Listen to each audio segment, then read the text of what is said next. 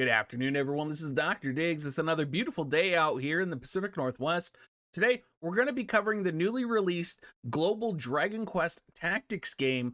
We're going to talk about my first impressions with it and whether or not I think you should be playing this as well. Let's dig in.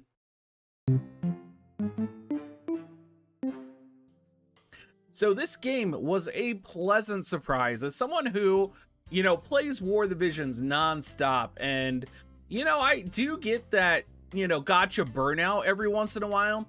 This game is a breath of fresh air. It's not too serious. It can actually be a bit of a challenge, and it's very friendly in a way to both free-to-play players, and it's not too generous to pay-to-win players. So it's really well balanced, and it just feels like, I don't know, as someone who does not partake in a lot of the Dragon Quest games because they feel maybe a little too childish, that might be, kind of just my own opinion when I approach this, but I actually feel like this is really appropriate. Like, it's just the perfect, mobile game to pick up, right? Like, I don't have to pick it up and worry about, oh shit, something serious is gonna, happen in the storyline. I can just go through it. It's not a big deal. And it's just, in my mind, like a perfect gotcha that you can experience. Now, we have been playing this pretty intensely for the last 3 days. And probably the first thing people are going to want to know about is, what is the reroll system? Well, Square Enix really thought ahead for you this time. And, you go to the scout system here and you can see that, Killing Machine is the biggest, that's the featured S rank right now. And you can't see it on here because I've already redone it and re-rolled it. But there is actually a reroll system with infinite rerolls on a 10 pull for you. And if you go on the Reddit, if you go on the, Discords of anybody who's playing Dragon Quest right now, you can see that you can get upwards of 2, 3, even 4 S ranks for your team. I mean, it's pretty nice. You don't have to keep re-entering and rerunning your account. You just go in, you run the rerolls, get what you want, and you call it a day. Not only that, you get access to quite a few free pulls as you're running through the main story. And if you're into the whole pay-to-win shop type of situation, you can also, in the special shop right now, purchase the beginner training set for 100 paid 100 paid gems. That's going to be like $1, and it does have a free 10 pull in it as well. Now, I did talk about the monetization briefly. This game's going to really favor probably goldfish spenders. You do have things called the silver Tact card down here, which is going to give you access for basically 1,000 paid gems per Tact card, or you can buy them at a discount to some bonus, in the swap shop here. So you can see you can get poles, you can get equipment. Most likely it's the poles that you're going to want to be chasing though. And then, of course, you also have things like the Season Pass, which you can get, which is going to give you access to higher speed modification for when you're running your story missions. It's also going to give you access to an extra EXP quest and an extra gold quest. So the story pass is only $4.99, so you don't need to spend a lot in this game to really get your good money's value, I would say. And I think this game is really designed towards, that free-to-play market. And it really reminds me very similarly of DFFOO, where you can play the game and get everything that you want to get and not really have to worry about missing out on anything. It seems so generous. Now, let's talk about what you're going to be doing in this game. You're going to be running through the story. You're going to be running your event missions, right? And then, of course, per every gacha, right, you do have a team of monsters. And each of those monsters is going to need to upgrade their abilities. They're going to need to upgrade their equipment. They're going to need to upgrade their ranks, right? This is pretty standard gacha gaming stuff. Where it gets kind of cool, though, is you get a variety of monsters. And I'll just come here and I'll show you the entirety of my party. And this is just for me. This is not me going crazy ham on the game. This is just me coming in, and you can see I've got a diverse roster of units. there's multiple different roles. So you have support role, debuff role, magic role, attack role, and defense role. And they're all useful in their own ways. Now let's go ahead and take a look at a unit and we'll go into detail. This guy's my favorite one of them. The beasts seem to be extremely powerful in my opinion. But really anything that has movement 4 is just amazing. So you do have what's called Awakening Rank. Now, Awakening Rank is what you get by pulling basically duplicates of these units. And you basically unlock these Awakening skills down here. So after pulling a certain amount of duplicates, you'll get, like, if I pull another dupe of him, I'll get zap resistance plus 25. His stats will go up, and I'll get a gold mini medal. So they kind of reward you with these, you know, awakening skills and awakening maxing these units. And when I say that this is a really free-to-play friendly game, for units like this guy, which are like the A rank and the S rank, the only ways I can really find to pull duplicates is either going to be through potentially either a crystal shop or through pulling them on the banner.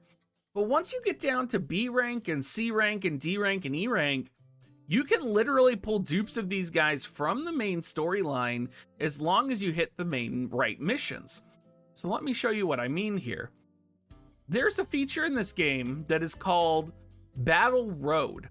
Now, Battle Road is a creature all of on itself, but essentially it is a free, basically you don't use stamina running this. It's basically like a free grind, basically. You can grind your units here, you can get EXP. For those of you that are familiar with macros, you can just run your macro and it'll just run automatically. One of the more drawbacks of this game, though, is that they don't have like auto farm, so you're not going to be able to auto farm pretty consistently. But you can see here, I have all of these units, and it says this is what I need, and then these are the only units I'll be able to take into this Battle Road. Well, let's take a look at this guy. So how do I get this guy's items? So how do I awaken him, right? So he's obtainable via Game Launch Celebration, he's obtainable via Killing Machine Scout, he's obtainable via regular SP Scout, so he's going to be a unit that has to be pulled. Now, let's go and take a look at this cat unit over here. Obtainable via Game Launch Celebration Scout. Okay, so this is going to be all the scouts as well. Coming down here to the E unit, though, you can see all of a sudden, you can farm this unit from the different story missions. This is really cool. So you can also come here and you can see, oh, I can farm Beware Wolf on all of these different missions. So because I have to have Beware Wolf, right? I'm going to say, okay, I can clear this. I need to, you know, maybe max awaken him to make it easier. What about these two? I don't have these two. How do I get these two? Well, you click on it and you see, oh, you get a Tusketeer by going to chapter 15, episode 3, and you're able to get one. That is super cool. What about the Mole Man right here? Oh, I already have a quest unlocked where I can grab him. That's super awesome. I don't know what rank he is, right? He could be a B rank. He could be an A rank. He could be some mixture of a rank that I don't know. But basically, I'll be able to grind out these units and max them out. And you can see here that I have this silver dude right here, the Tier Wolf. He's at level 60, and that's just through grinding. That is just through grinding the Royal Road. And you can see these are all my units for the beasts that I'm grinding for the Royal Road. Now, clearing this not only levels your units, gets you great equipment, and it also goes way back here. If we go to our party, it also goes to Master Rank. Now, if any of you are familiar with Master Rank is essentially where, you know, you have different classes of monsters, and all of those monsters are going to get awakened and leveled, and they're going to give stats to all of their peers. So the more units of a specific class you level, the more it's going to help you. So basically, while this game does have sort of a, you want to pull the S ranks, you want to do the S ranks, and you want to level them to their max ability, it also has an aspect where it's really important for you to be leveling your other units, and it's really important for you to be running Royal Road consistently, awakening your units, ranking your units up, and kind of maxing out your entire roster as a whole.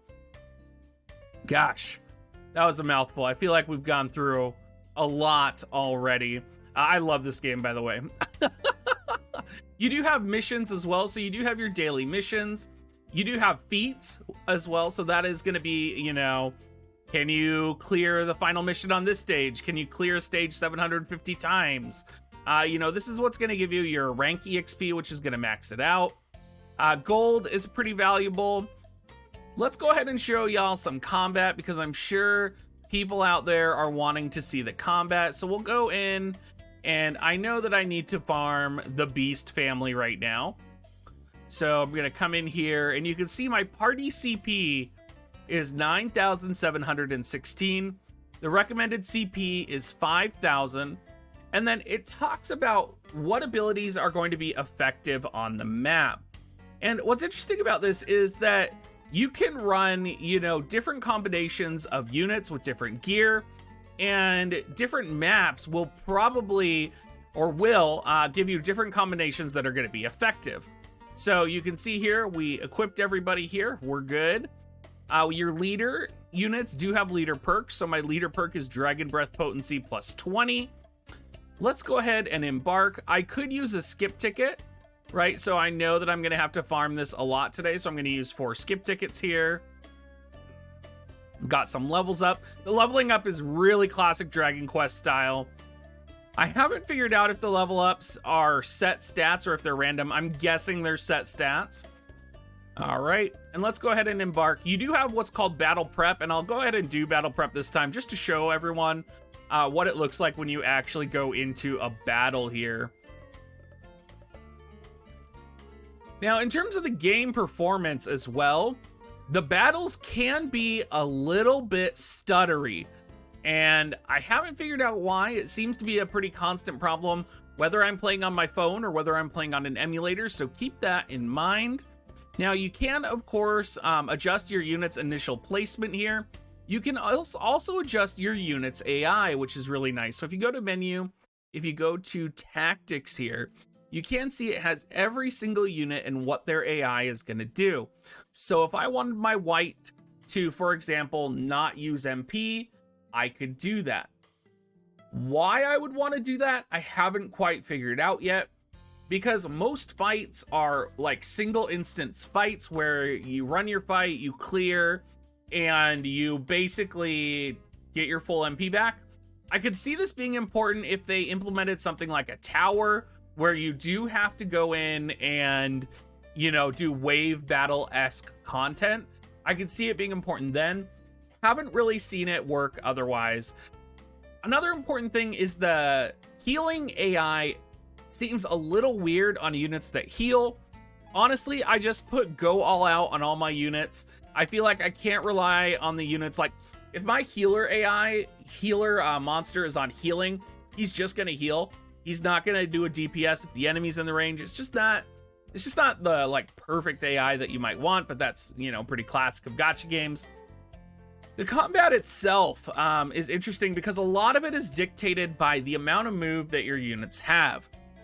Now, units can have 2, 3, 4 different movements. They can have different ranged abilities. So depending on your team, depending on your formation, it could be really easy for your units to get left behind or left in the back, or one unit is going to run forward and get destroyed. So there's a lot of subtlety in this that, you know, most of the time it's just going to be a raffle stop where you're like running your units through. But this game does get hard. And like I said, I can't even clear the main story right now. Like, I'm not, you know, I've been playing this game nonstop for 3 days, and I'm hitting this wall in the main story quest because it's so damn hard, which is great. That's great. Like, I love a challenge. So, you know, it's a nice change, and it's, you know, I don't feel like I have to be pressured or maxing out, you know, S rank units in order to succeed. An interesting thing too is I have a feeling that a lot of A ranks are going to be more powerful than S ranks, and I have a feeling as new players we're going to have more access to awakening A ranks to max level before we can max awaken an S rank. Don't have anything to back up that theory yet, but I have a feeling that the awakening materials for S ranks are going to be pretty difficult to get, I would say. All right, well, I think y'all should play this game. Unfortunately, it's not on the Amazon App Store, So you can't support me, but if you do play other other games that do use Amazon coins, make sure you use my Amazon coin affiliate link, dig.gs/coins, or you could go to dig.gs/offer. I will be doing a tier list video, and I will throw the tier list down below in the description for any of you who might be interested. If you have any questions, make sure you drop it in the comment section down below. I have been streaming this game, playing this game pretty much nonstop since it came out. I wouldn't consider myself an expert, but I'm learning more and more every single day. Thanks so much, everybody, and have a great rest of your day.